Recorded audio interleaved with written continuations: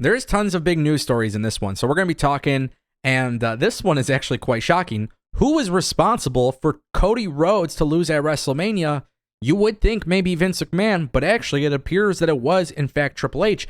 Just a few days ago, there was this report that went out from Fightful Select that said WWE sources had stated that the executive chairman, Vince McMahon, was not involved in the decision-making process. Now, the report also stated that Vince McMahon and WWE had put plans for Cody and Roman to be the main event in WrestleMania. So that came from July. So to kind of give you an idea, WWE had planned, Vince McMahon had planned this massive match, and it appears that Triple H was the final decision for Cody Rhodes to lose. Now, some people are confused by this because they thought Triple H would be the guy to put over Cody, but for some reason that doesn't appear to be the case. Now, the reason why this is such a big deal is because there's a lot of confusion as to what's really going to go down, and we know that Triple H is kicking off WWE Smackdown on Friday night. So what is his announcement? What is he going to be revealing? Is he leaving creative? Is he leaving the WWE? These are all things that could be considered a possibility. And to be honest with you, whether he's there or not, I think everybody's getting bought into this idea. And I said this the other day about Tony Khan and AEW. I don't really care who runs the company. I honestly don't care who runs creative. I just want these people to put on a good show. To be honest, it sucks. I think Triple H is great, but to me, you could put anybody in there. As long as they're delivering a great show, that's all that matters. And, I think that's a big thing with Endeavor. I think that's a big thing with the UFC and WWE's merger. What's it really going to look like when the company is fully merged? What is it going to be like post Vince McMahon? Vince is 77 years old. At some point, he will be replaced. So these are things that I'm definitely thinking about. Whether it's Triple H or Vince or Bruce, or I don't really care. I mean, obviously, I prefer Triple H's way of thinking, but I just think in reality, if Triple H was the one who didn't want Cody to win, that kind of changes the narrative. Now, I do believe Cody losing I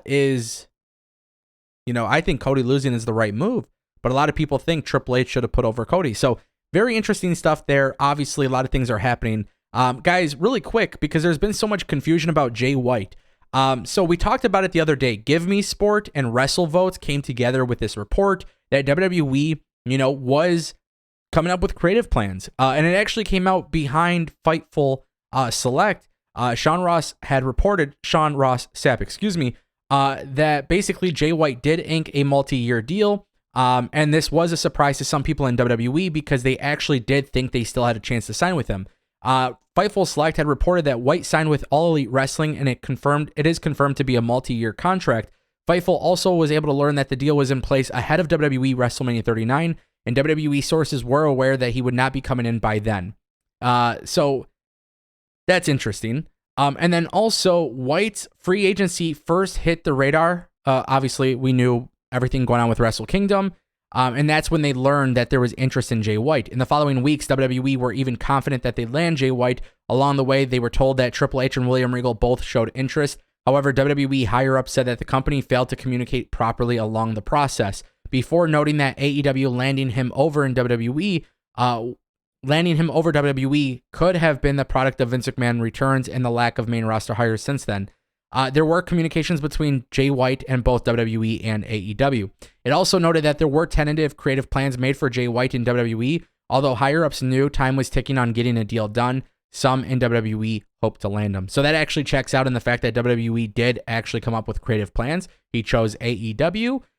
Is it safe to say Vince McMahon's return and the sale rumors definitely swayed him?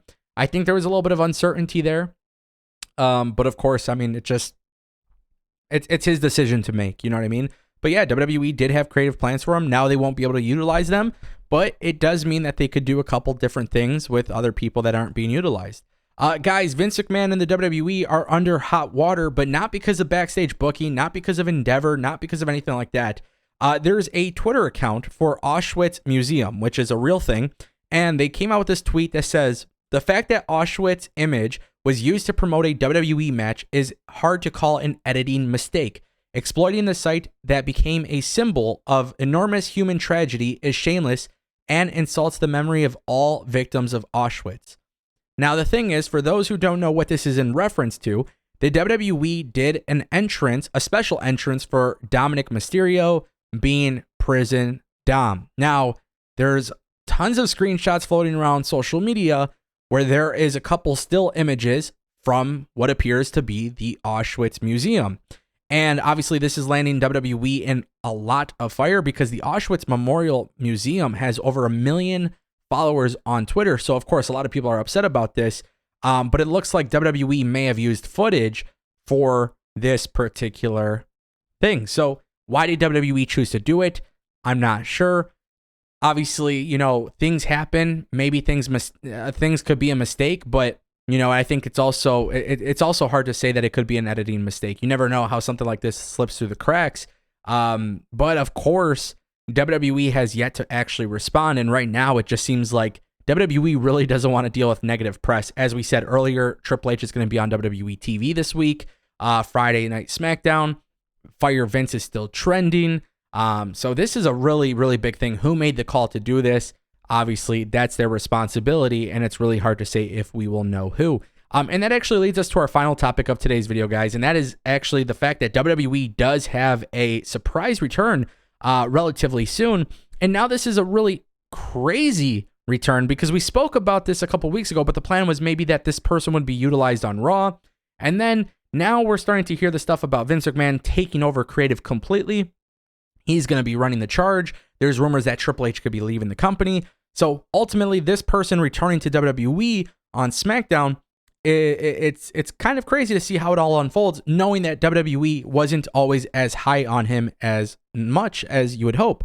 So according to a new report from Mike Johnson of PW Insider Elite, Shinsuke Nakamura is expected to make his return to WWE television in the next few weeks on Friday Night SmackDown. It was also noted that he could very well be on this week's episode, which is the same episode that Triple H is on. Now, if you guys missed it, WWE did advertise quite a few different matches, which the IWC should love. We're gonna get Sami Zayn in a nice big singles match. We're also gonna have LWO on the show. We're gonna have a lot of representation. We got Damian Priest. It looks like a card that the IWC would typically enjoy. So it wouldn't be a bad idea to bring in Shinsuke Nakamura. But all of this is going to be interesting to see how WWE combats the Fire Vince chants. As I mentioned before in another video, there are fans planning to hijack the show because they are upset. Now, as a wrestling fan, I don't know what to make of this.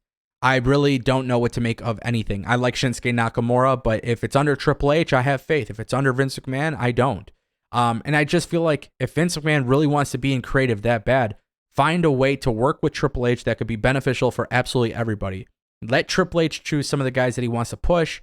You know, let's do some stuff like that. And let's create a real proper system for NXT call-ups as well. I get it. Vince McMahon doesn't want to give up his baby, and I hate that. But at the very least, keep Triple H involved. Work together. Come up with great ideas, you know? Don't go back to the 20 DQ matches on one night. You know, let's not get back to having 3-minute matches all the time. Let's not get back to just illogically booking things. We don't want to get back to that. Triple H, if you told Triple H to use Omos, people might not like Omos, but I figure Triple H could do a decent job with Omos. You know what I mean? So, like, let's just try to work together, some sort of compromise. I don't know what the solution is, but try to do something. And then this way, maybe some big things can happen. What do you guys think? Let me know down below.